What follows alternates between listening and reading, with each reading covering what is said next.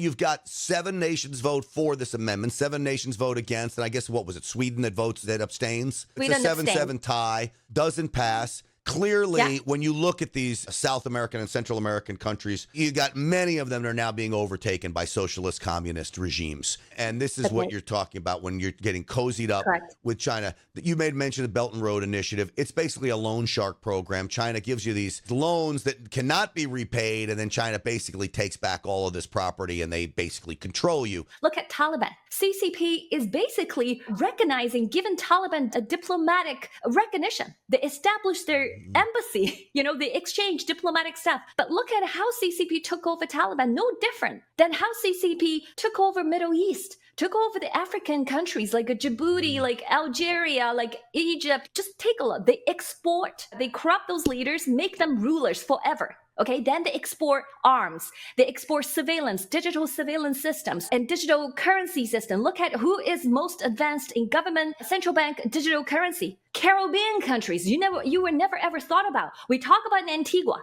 but you know what? The Eastern Caribbean Bank, which composed of 7 nations, they have already issued retail CBDC. So these are the rulers. They're going to rule their country forever. These all bought out, and they actually form a one-world order ruling class. The peoples are being squashed.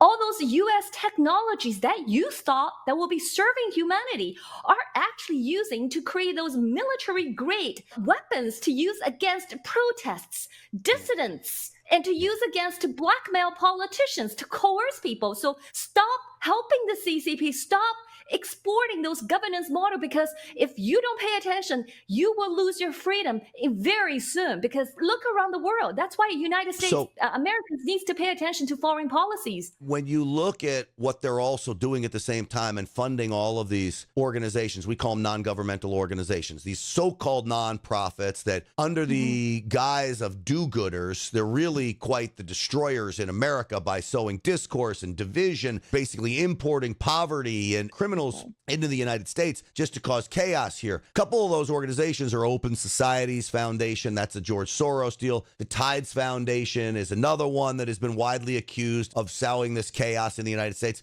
These organizations funded also in part by the Chinese Communist Party.